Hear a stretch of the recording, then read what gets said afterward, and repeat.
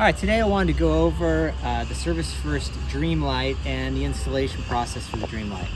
Now the Dream Light can be installed on a sectional pole, a telescopic pole, or it can be installed with a rope and pulley system or without a rope and pulley system. So you have a lot of options on how you're going to install the Dream Light.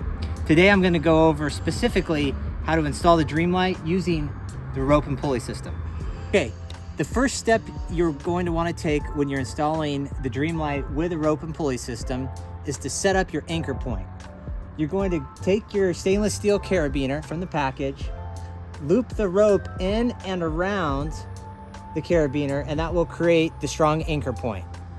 Step number 2, we'll grab the metal L bracket from the package and install it just above the star using 2 washers and 2 nuts. Now a pro tip here is to use some Loctite on the nuts here and here to keep them from coming loose as they jiggle and wave in the wind slightly.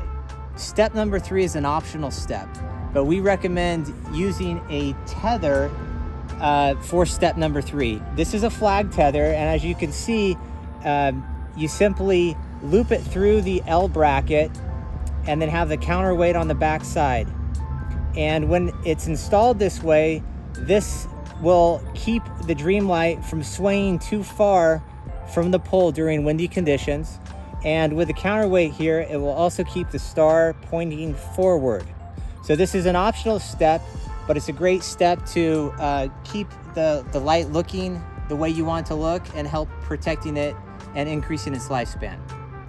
The next thing you'll want to do is go ahead and raise your Dream Light using the rope and pulley system all the way to the top of the pole and securely fasten it to the cleat here. Okay, now that your Dream Light is to the top of the pole and securely fastened with a cleat, you can go ahead and work on tacking down your LEDs with the correct circumference that you want, and your Dream Light will be ready to go.